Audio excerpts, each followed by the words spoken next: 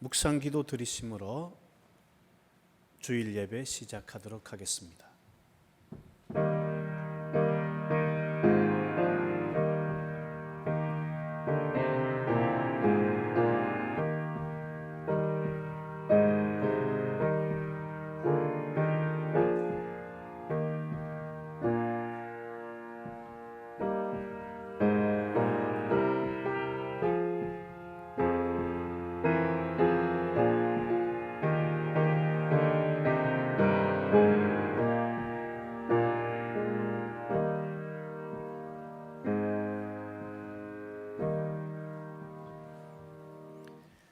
여호와께서 다스리시니 만민이 떨 것이요 여호와께서 그룹 사이에 좌정하시니 땅이 흔들릴 것이로다. 시온에 계시는 여호와는 위대하시고 모든 민족보다 높으시도다. 주의 크고 두려운 이름을 찬송할지니 그는 거룩하심이로다. 아멘. 오늘도 우리의 예배 받으시는 하나님을 찬양합니다. 오늘도 주님 앞에 각자의 가정에서, 각자의 일터에서, 각자의 자리에서 예배하며 찬양하는 성도들을 기억하여 주시옵소서. 우리의 예배를 통해 하나님은 영광을 받으시며 우리는 하나님이 주시는 복을 누리도록 하나님 역사하여 주시옵소서. 예수님의 이름으로 기도드리옵나이다. 아멘. 찬송가 28장 찬송하겠습니다.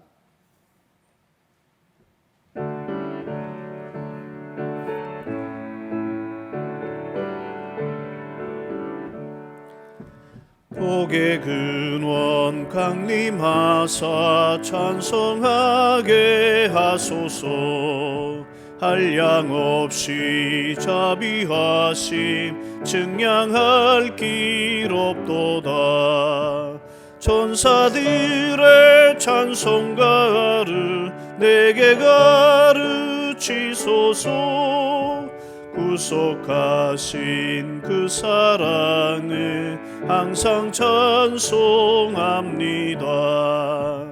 주의 크신 도움받아 이때까지 왔으니 이와 같이 천국에도 이르기를 바라네. 하나님의 품을 떠나 죄에 빠진 우리를 예수 구원하시려고 보혈을 여주셨네. 주의 귀한 은혜 받고 일생 빚진 자 되네. 주의 은혜 사슬되사 나를 주께 매소서. 우리 마음은 연약하여 범죄하기 쉬우니 하나님이 받으시고 천국인을 지소서. 아멘. 도영광 장로님 기도하시겠습니다.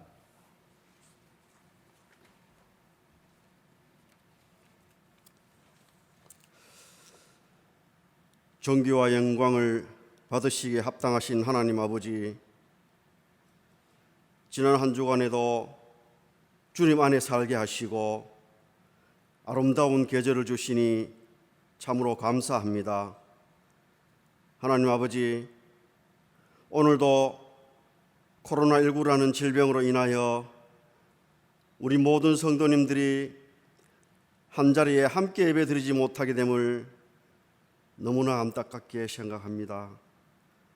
그러나 각자 가정에서 영상으로 드리는 예배를 신령과 진정으로 이 예배를 하나님께서 기뻐 받아 주시옵소서. 주님께서 이 땅에 오셔서 저희를 위해 고난받으시고 십자가에 못 박혀 죽으심으로 저희를 살리신 은혜와 사랑을 감사드립니다. 아직도 저희들은 주님의 고난을 내 것으로 받아들이는 결심이 약합니다. 이것을 생각할 때에 죽기까지 고난당하신 주님 앞에 너무나도 부끄러운 뿐입니다. 회개하고도 잠시뿐이며 다시 십자가의 감격과 은혜를 잃어버린 채 죄와 부패에 눌려 주님을 외면하며 다시금 살아왔습니다. 이 시간 뉘우치고 회개하오니 우리들을 긍휼히 여기시고 불쌍히 여기셔서 용서하여 주옵소서. 주님의 고난을 가슴 깊이 새기는 이 사순절 기간에 우리는 모두 죄인입니다. 통회하는 저희들이 되게 하여 주시옵소서.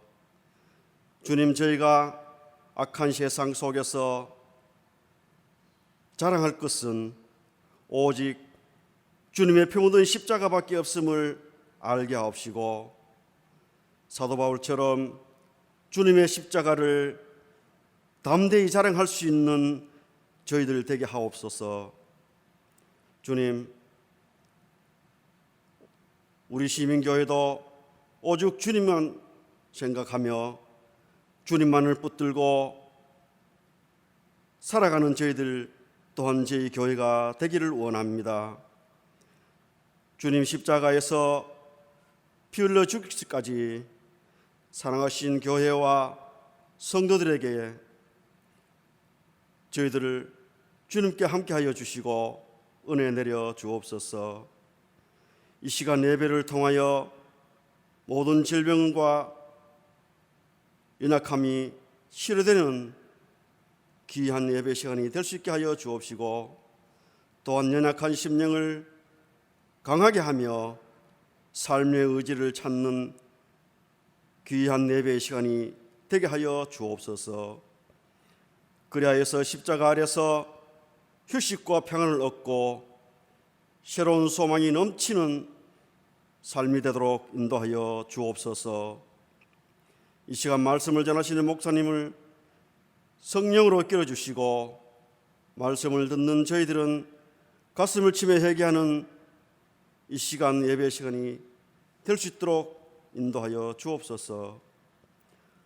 오늘도 예배를 돕는 손길들마다 주님의 사랑과 은혜를 경험하는 귀한 시간이 될 수 있기를 바라며 저희를 죄악 가운데서 구원하여 주신 예수 그리스도 이름으로 감사하며 기도드리옵나이다. 아멘.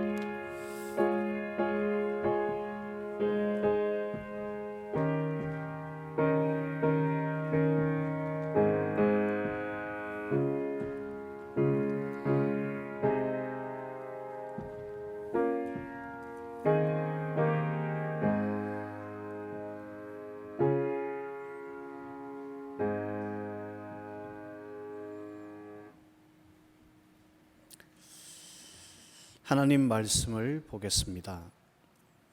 마태복음 26장 69절부터 75절 말씀을 봉독하겠습니다. 베드로가 바깥들에 앉았더니 한 요종이 나와 이르되 너도 갈릴리 사람 예수와 함께 있었도다 하거늘 베드로가 모든 사람 앞에서 부인하여 이르되 나는 내가 무슨 말을 하는지 알지 못하겠노라 하며 앞문까지 나아가니 다른 요종이 그를 보고 거기 있는 사람들에게 말하되 이 사람은 나사렛 예수와 함께 있었도다 하매 베드로가 맹세하고 또 부인하여 이르되 나는 그 사람을 알지 못하노라 하더라.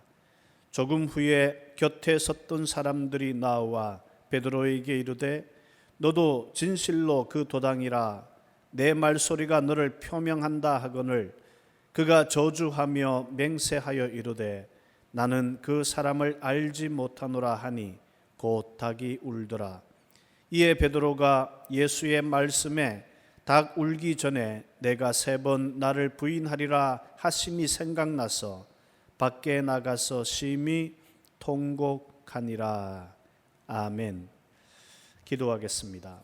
하나님 아버지 감사합니다. 사순절 5번째 주간을 맞이하고 있습니다.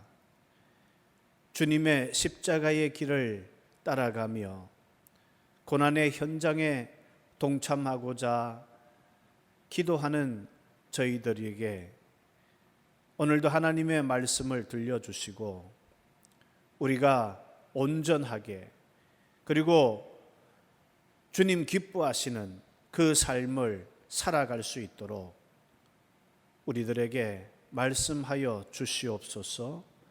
예수님의 이름으로 기도드립니다. 아멘. 사람들에게는 자신감이라고 하는 것이 있습니다. 사람마다 정도의 차이는 있겠지만 스스로 잘할 수 있겠다, 그런 생각이 들면 자신감을 갖기 마련이잖아요.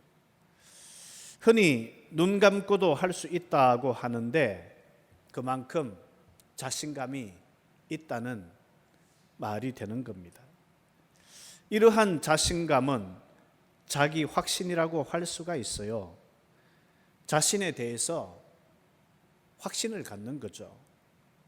자신에 대해 확신감이 없는 것보다야 있는 것이 100번 낫죠.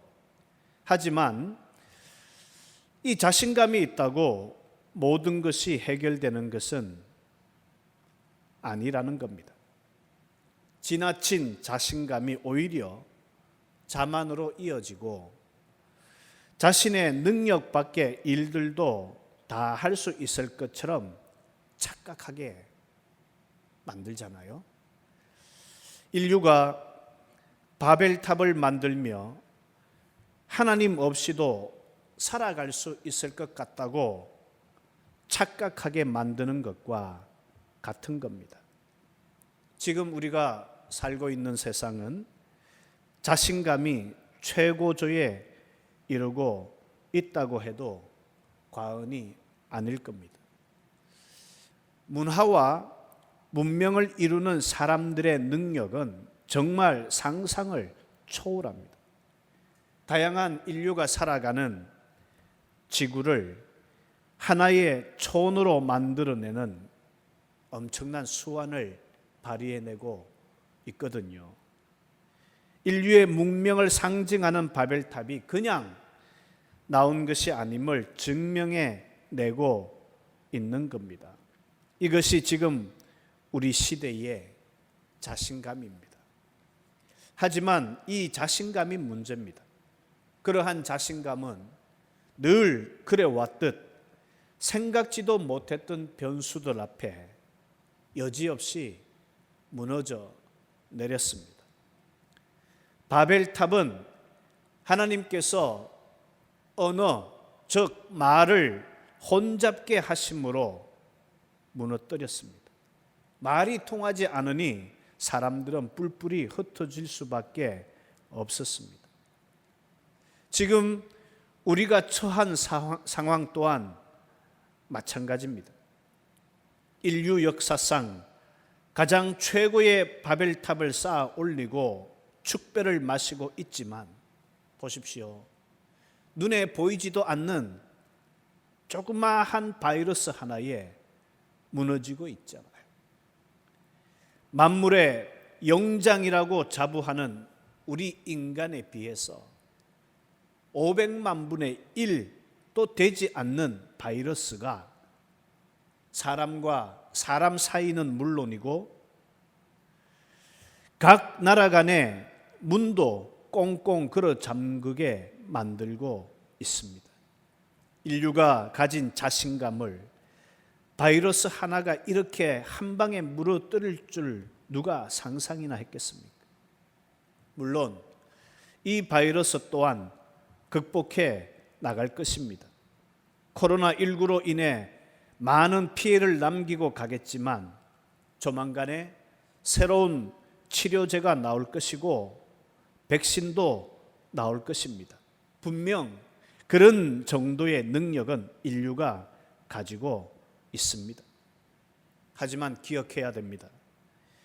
그러한 문제들을 극복해 가면서 또다시 자신감을 가지고 그러한 자신감으로 또 다른 바벨탑을 만들어 하나님 없이도 살아갈 수 있다고 여긴다면 앞으로 이런 생각지도 못했던 문제들을 끊임없이 만나게 될 것이니까요. 사람은 자신감으로 사는 존재가 아닙니다. 사람은 믿음으로 사는 존재들입니다. 그러면 자신감과 믿음은 뭐가 다를까요? 많은 사람들이 이러한 자기 확신을 믿음이라고 생각하는 경우가 많습니다. 할 수 있다는 자기 확신과 자신감을 갖는 것이 곧 믿음을 갖는 것이라, 믿음이 있는 것이라 생각한다는 말입니다. 꼭 틀렸다고 말하기 어렵지만 자신감과 믿음이 같다고 말하기도 어렵습니다. 아니, 정확하게는 믿음이 무엇인지에 대해서 잘 모른다고 해야 옳을 것 같습니다.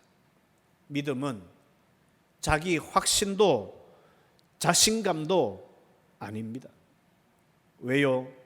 자기 확신이나 자신감은 모두가 심리적인 현상인데 믿음은 심리적인 것과는 별개의 문제이기 때문입니다.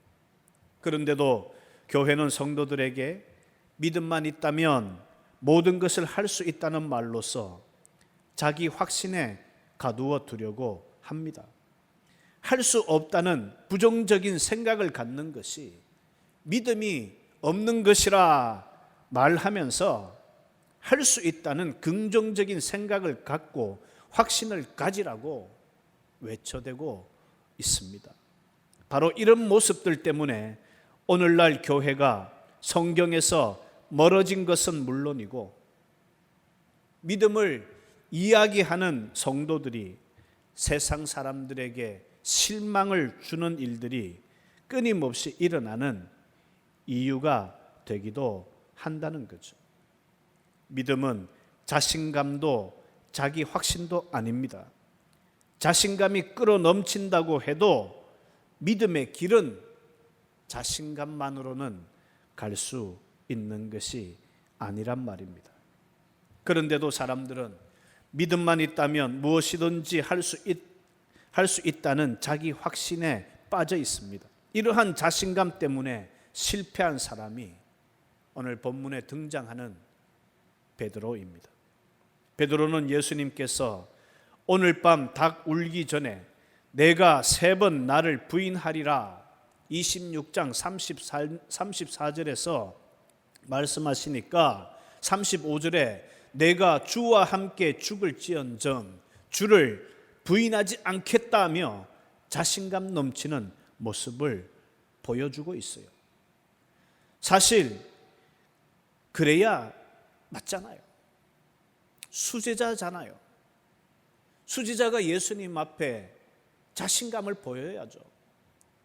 어떻게 예수님을 부인하고 배반한다고 말할 수 있겠느냐 말입니다.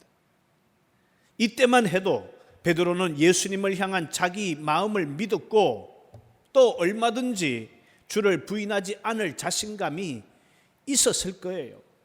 하지만 베드로의 이 같은 자신감은 온데간데 없이 사라진 채 보십시오. 조그마한 여종 앞에서도 정말 예수를 모른다며 부인해 버리지 않습니까? 이것이 베드로라는 한 인간의 실체입니다. 자신감이 믿음이 될 수 없는 이유입니다. 이렇게 생각해 봅시다.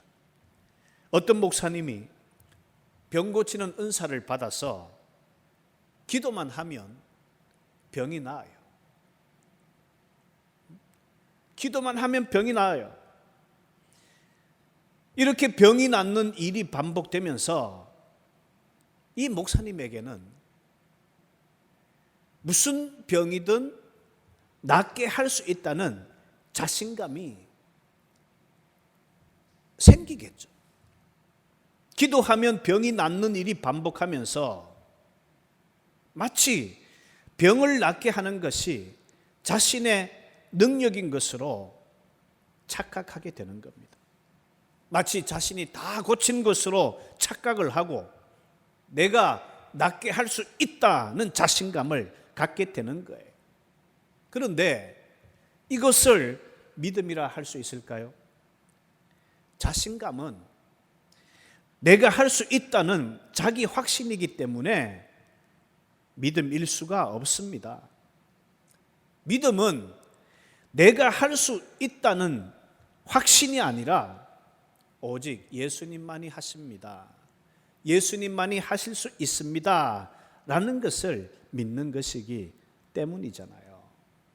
그런데 이 믿음이 어렵다는 것입니다. 자기 확신, 자신감을 다 버리고 예수님이 하신다는 것을 믿는 것이 이게 어려운 거예요. 기억하십시오. 믿음은 자신감이 아닙니다. 오히려 믿음은 나의 무능력을 아는 것이 더 옳은 표현입니다.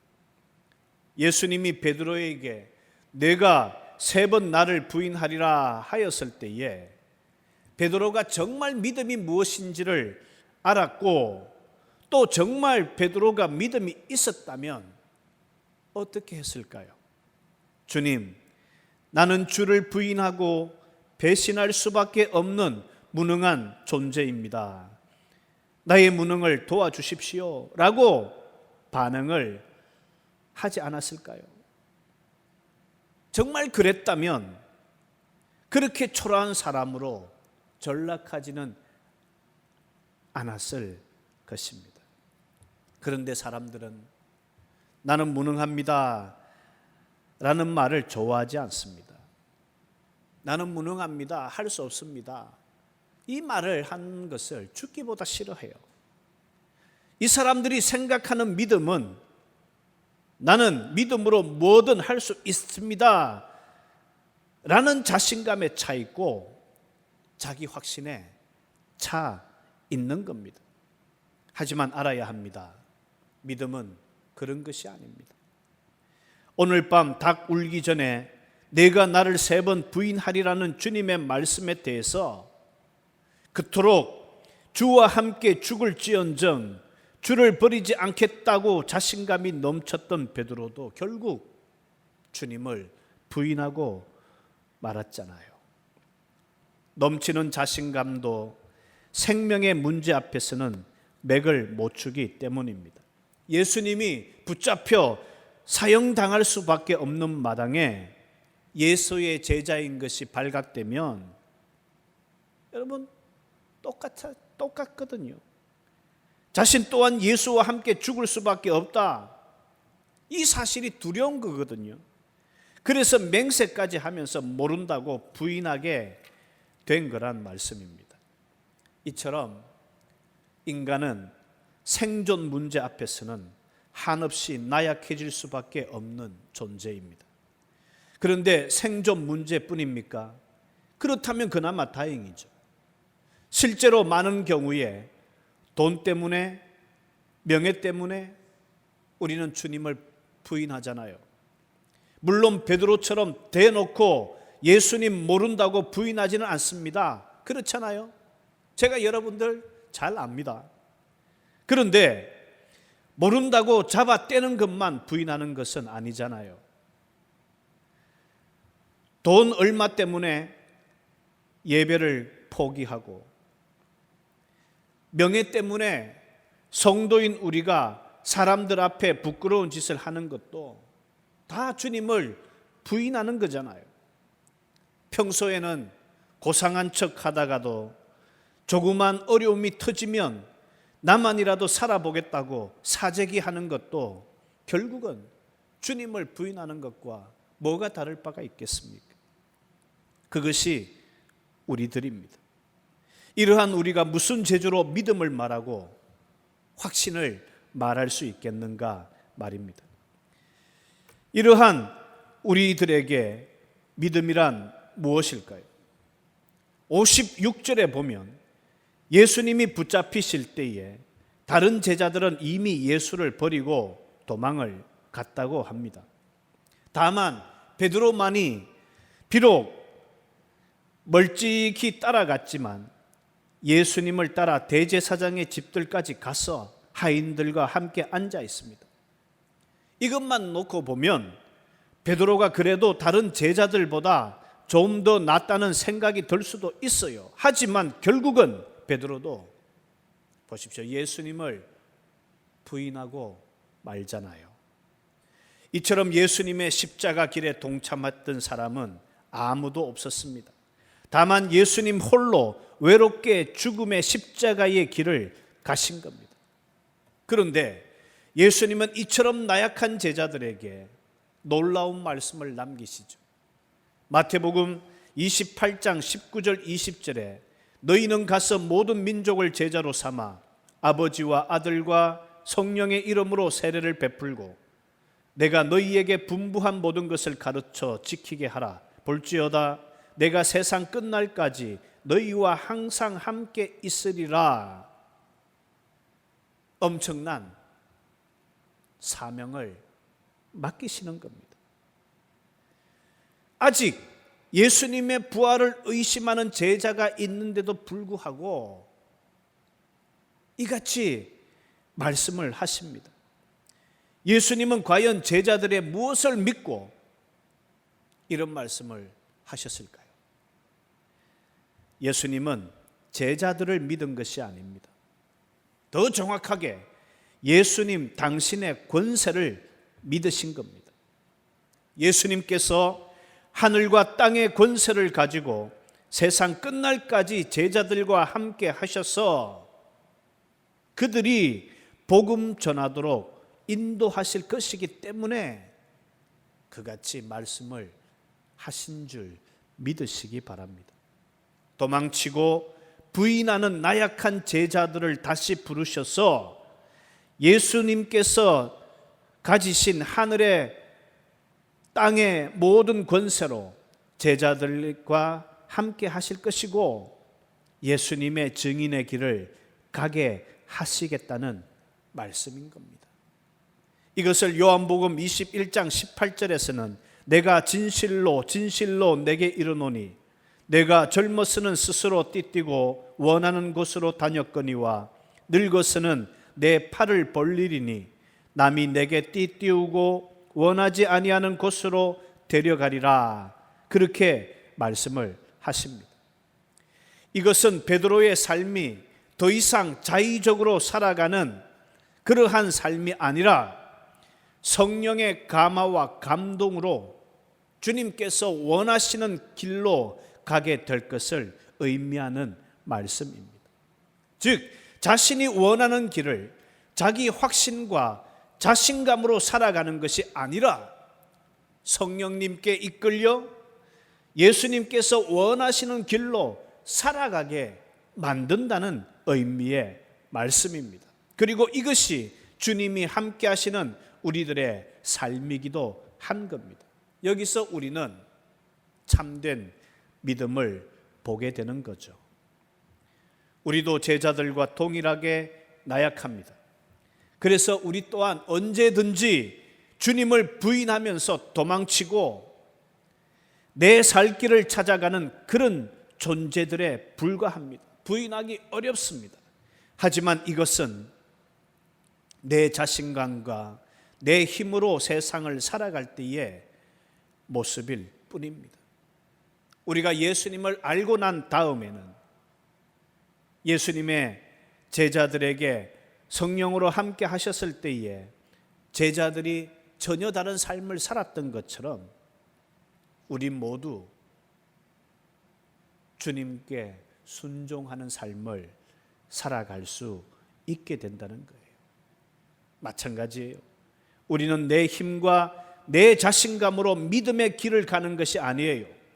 하늘과 땅의 권세를 가지신 주께서 우리와 함께 하시고 우리의 길을 인도해 가시는 거예요. 주님께서 함께 하셔서 우리를 인도하시고 부활하신 예수님의 증인으로 살게 하신단 말이에요. 이것이 진정한 믿음의 모습임을 믿으시기를 바랍니다. 예수님께서 제자들을 증인으로 세우신 것처럼 우리 역시 증인으로 세움을 받았습니다. 증인의 길은 생존 문제에 더 많은 위험이 있는 길입니다. 그럼에도 그러한 길을 우리가 도망하지 않고 갈 수 있는 것은 제자들이 그랬던 것처럼 주님께서 함께 하시기 때문입니다. 이것이 우리의 믿음의 핵심입니다. 이처럼 예수님께서 함께 하십니다. 그럼에도 현실에서는 많은 경우에 우리는요 두려워합니다. 여전히 주님을 부인하고 떠나가는 자리에 서기도 합니다. 생존의 문제 때문에 주님으로부터 도망치고 부인하는 일이 절대로 없다고 할 수 없습니다. 이러한 우리에게 무엇보다 먼저 필요한 것은 베드로와 같은 통곡입니다. 75절에 보면 이에 베드로가 예수의 말씀에 닭 울기 전에 내가 3번 나를 부인하리라 하심이 생각나서 밖에 나가서 심히 통곡하였다고 말하잖아요. 예수님의 제자로서의 자신감으로 차있던 베드로가 닭 울음 소리를 듣고서 자신의 실체, 즉 믿음이 없는 자신의 모습을 보게 된 것입니다. 자신감으로 충만했던 자신의 연약함을 본 것이고 닭 울음 소리를 통해서 말씀하시는 주님을 보게 된 것입니다. 그래서 이제 더 이상 자신을 믿지 않고 주님을 의지하는 참 믿음의 사람으로 거듭 태어난 것입니다. 이것은 우리 또한 마찬가지입니다. 우리라고 베드로와 같은 상황에서 주님을 부인하지 않고 정말 주님과 함께 십자가에 죽는 길도 기꺼이 갈 수 있을까요? 자신할 수 있습니까? 정말 그랬으면 좋겠습니다. 하지만 그러한 자신감이 더 두렵습니다. 그러한 자신감을 스스럼 없이 믿음이라고 말하는 것이 더 두렵습니다. 요즘도 베드로처럼 말하는 분들이 있습니다. 목사님, 제가 교회에 뼈를 묻겠습니다. 목사님, 제가 다 하겠습니다. 그러나 그런 사람 중에 실제로 그 교회에 뼈를 묻는 사람 거의 못 봤습니다. 살면서 수시로 선한 결심을 하고 노력하지만 그 결심과 노력은 얼마 가지를 못합니다. 그러므로 하나님께 자기의 연약함을 아뢰며 기도하십시오. 하나님, 저의 믿음 없음을 도와주십시오. 하나님, 저의 연약함을 도와주십시오. 그것이 훨씬 더 믿음에 가깝습니다. 어느 날 한 스승에게 제자가 물었어요. 선생님, 어떻게 주님을 온전히 따를 수 있습니까? 그때 선생님 하신 말씀이에요. 절대 노력하지 말게. 순종은 노력으로 되는 것이 아니네. 그렇잖아요. 여러분, 순종은 노력으로 되는 것이 아닙니다.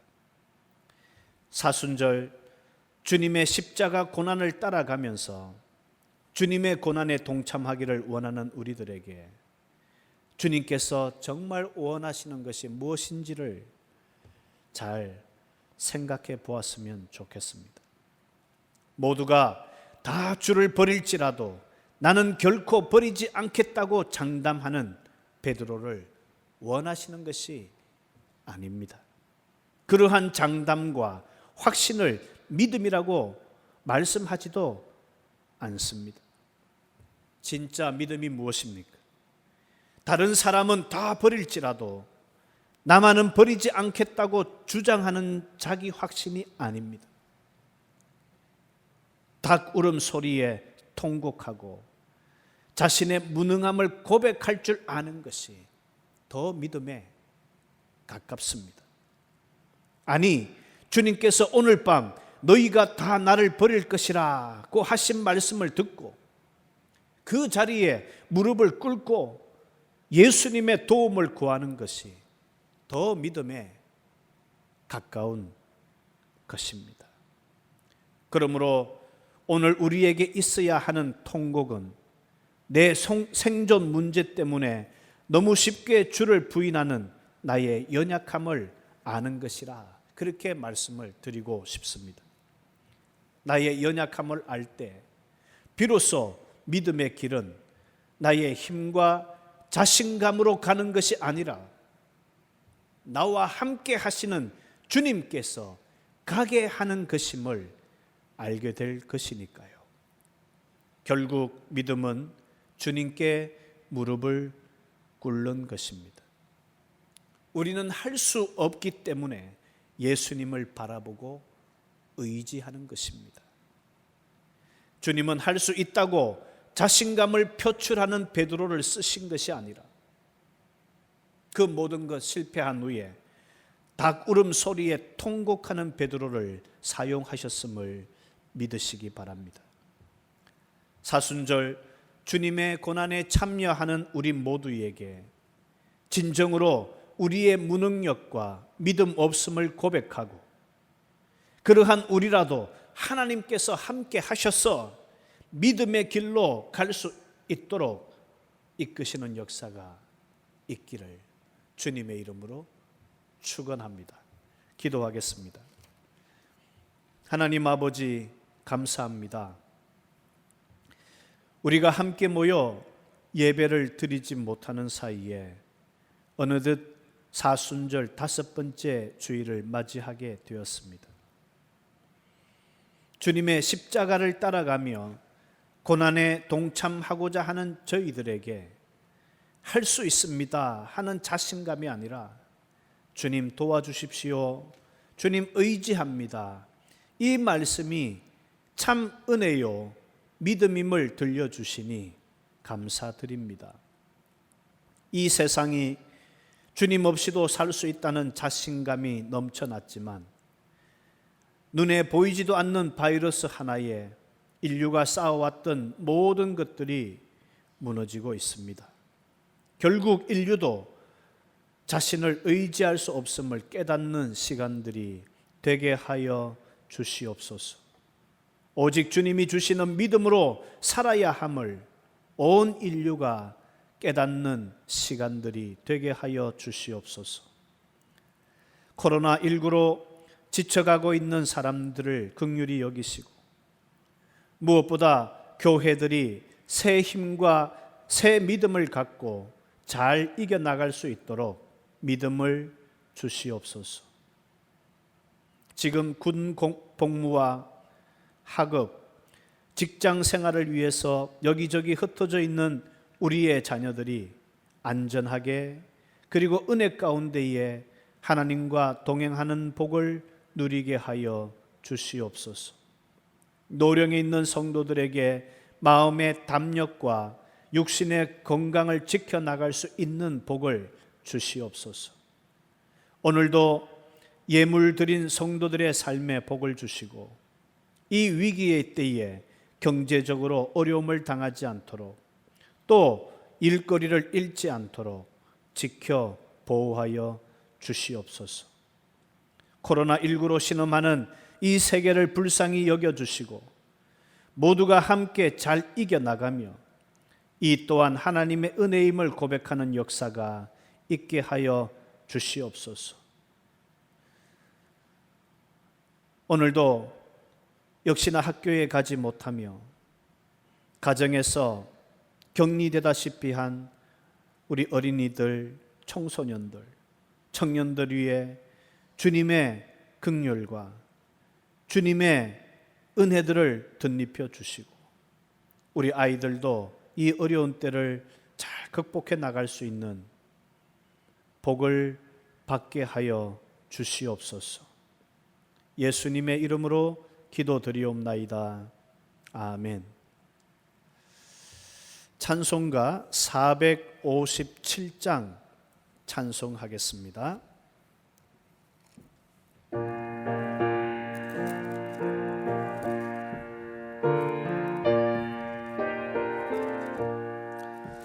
겟세마네 동산에 주를 생각할 때에 근심이나 걱정을 외면할 수 있을까? 나를 항상 버리고 주를 따라가리라. 빌라도의 뜰에서 주를 생각할 때에 수치됨과 아픈 것 못 견딜 수 있을까? 길이 참고 묵묵히 주를 따라가리라. 갈보리산 올라가 주를 생각할 때에 나의 받는 괴로움을 비교할 수 없으리. 십자가를 지고서 주를 따라가리라. 무덤에서 부활한 주를 생각할 때에 환난이나 죽음도 두려울 것 없으리. 승전가를 부르며 주를 따라가리라. 아멘. 교회 소식을 알려드립니다. 5번째 사순절 기간에 가정에서 예배드리는 성도님들에게 하나님의 위로와 긍휼이 있기를 바랍니다. 특별히 사순절 주간인데요, 코로나19로 고통받는 세상과 이웃들을 위해 기도하며 주님의 고난에 동참할 수 있기를 바랍니다. 다음 주일 4월 5일 주일은 종료주일이며 고난주간의 시작일입니다. 계속해서 사순절 묵상집을 통해서 우리 매일 가정 특별 예배로 드릴 수 있었으면 좋겠습니다. 4월 12일 주일은 부활주일입니다. 주님의 부활에 동참하며 세상 속의 성도들로 사명을 다하며 살아갈 수 있기를 바랍니다. 이후에 교회 일정은 전체 공지를 통해 연락드리겠습니다. 서로 전화나 SNS를 통해서 소식을 주고받으며 성도의 교제를 더 깊이 나눌 수 있기를 부탁드리겠습니다. 이제 다 함께 일어나셔서 1장 송영 찬송한 후에 축복 기도로 예배를 마치겠습니다.